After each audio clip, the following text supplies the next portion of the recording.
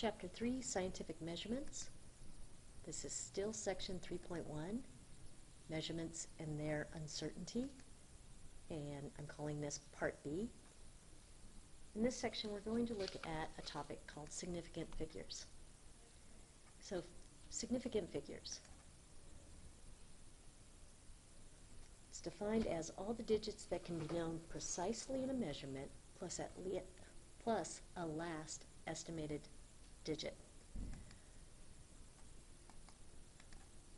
So if we look at this measuring device, you can see that it's 1 meter in length, and you have a board on top of it. So what would you say the measurement of that board is?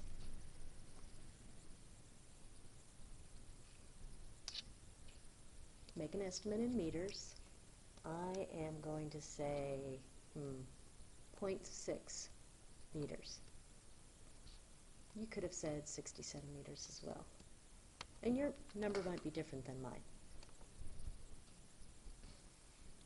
Now, let's keep looking at this.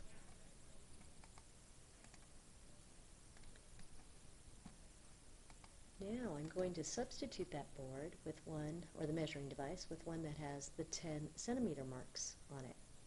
Now, what can you say about the length of the board? I know I want to add another number to it. I'm looking at it and trying to look at it straight on. I'm going to say, you know, that is about 61 centimeters. I could also say 0.61 meters. Notice how I can add another digit to my measurement. I'm still really sure about that 6. And my uncertain digit, the one I'm guessing on, is the 1. Which means you might guess a different number, but we all should have 60-something centimeters, and we should all, if we converted it, say 0.6, another digit, meters. Now we have a regular centimeter ruler or meter stick. Now if you look at it, it gives us even more information. So I want to change mine. I'm looking at the end of the wooden part, so not the white trim around this. And I'm going to change my measurement now to say, you know, I think that is 60 point, I'm going to guess a 5 in the next spot, centimeters. That is equivalent to 0.605 meters. Notice this time we have agreement with the 6. Hopefully we have agreement with that 60. And our uncertain digit, the digit you may not agree with me on, is that 5. That's the uncertainty. Notice with the device with more graduations, more little divisions on it, those are called graduations, the more digits we can put in our measurement. That's what significant figures are all about. So the calibration on the meter stick determines the number of significant digits I'm going to add in your measurement. That's going to give you the most, with the bottom one giving you the least. So in chemistry we make measurements all the time, and my goal is to help you learn how to read your measuring devices precisely so you can be accurate. So this section is determining significant figures. I say sig figs. You could also say significant digits. Or for many of you, how many answers do you include in your, how many decimals do you include in your answer? In math at Truckee High, a lot of times they'll say express your answer to 3 decimal places.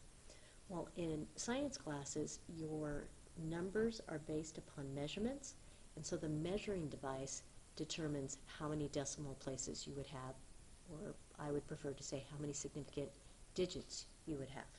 So let's look at the rules and help you learn some of these.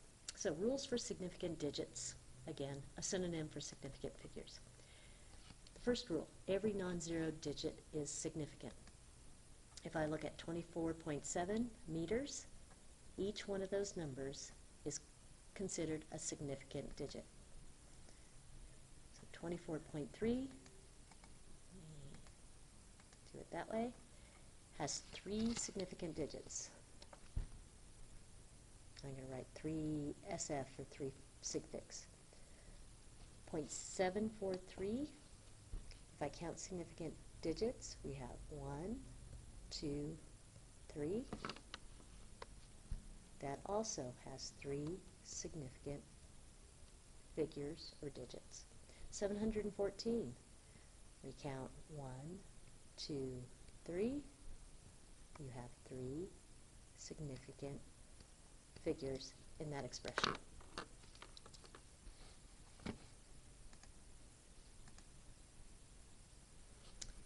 Your second rule, zeros between non-zero digits are significant. 40.79. You would count from the first digit. You can start at either end. 1, 2, 3, 4. I would count 4 significant figures in this number.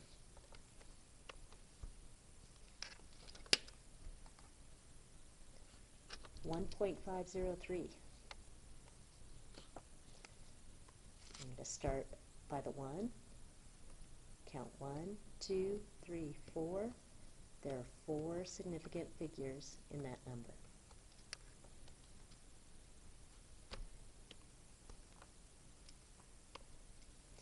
Whoops, let's go back. 7,005.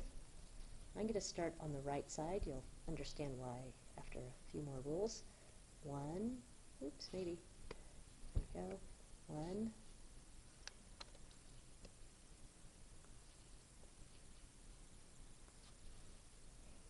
sorry. There we go. Alright, let's just go here. 1, 2, 3, 4. There's 4 significant figures. Now, to help you understand why we're doing this a little bit, we have to learn these rules so when we start multiplying or numbers together or adding numbers or subtracting numbers like you've done in some of your labs, you're going to know how to express your answer. But you first have to be able to count and determine how many significant figures are in the number you're working with. So this is to help you determine the number of significant digits in a number. Alright, let's look at the next rule. Third rule, leftmost zeros in front of non-zero digits are not significant. They're placeholders. So, looking at 0.0071. The first 0 just lets me know the decimals there. The second 2 zeros, these guys, so 0.00, are just placeholders because it's a small number. The first significant digit starts with the 7. So that's our first one. Get a pen. There's my second one. That would have just 2 significant digits or figures. 0.45. The 0 just lets me know the decimals there. I start with the first non-zero digit. 45 has 2 significant digits or figures.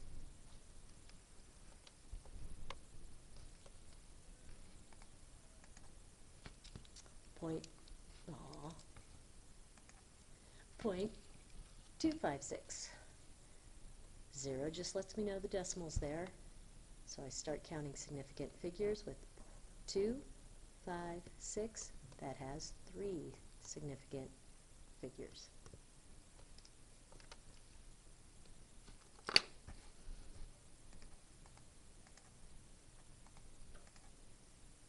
Our fourth rule, zeros at the end of a number and to the right of a decimal point are always significant.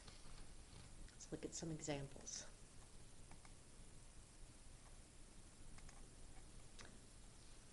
.00. This means you have a measuring device that allows you to guess to 100th of a meter, just like a regular meter stick. If we count significant digits, I'm going to start with the 4, and that's going to be my first significant figure, and count till the end of the number when the decimal is present. So that has 4 significant figures.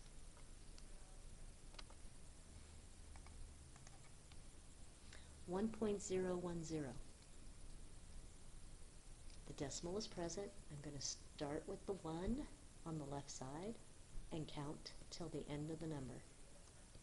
That has 4 significant figures.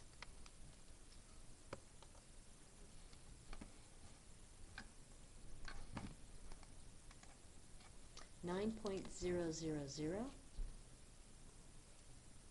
The decimal is present. I'm going to start with the left of the number, count till you get to the end of the number. That too has 4 significant figures.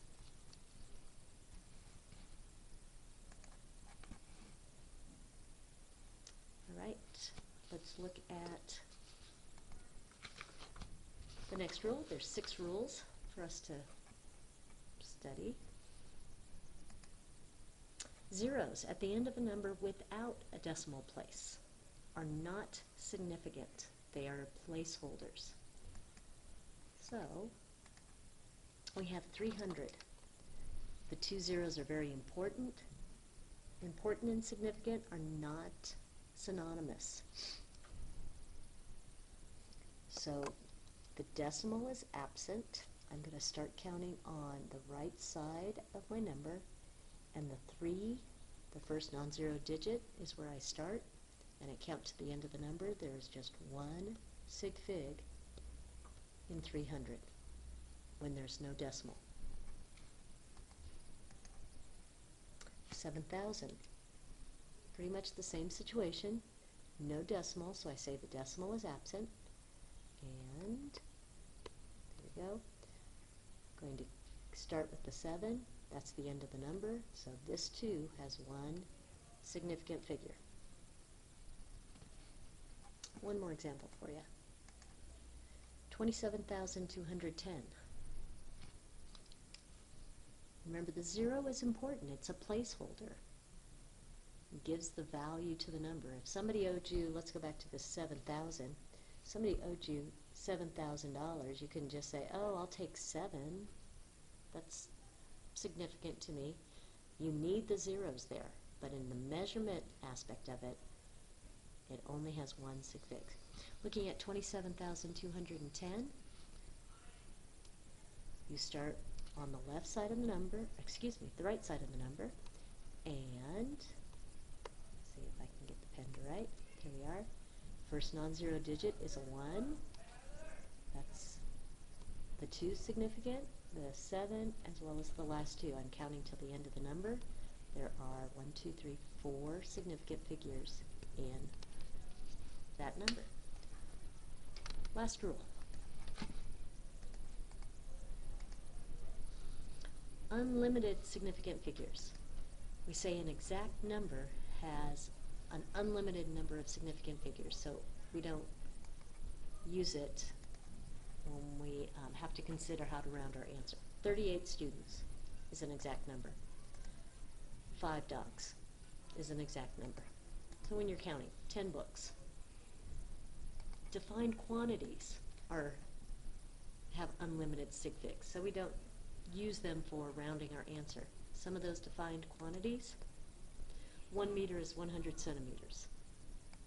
Another example, 60 minutes in an hour. And I'll show you some more tomorrow when I give you a handout. All right, that's the end of section Part D, let's say. And in Part C, we're going to see how we use these significant figures to round our answer and do a little bit with scientific notation.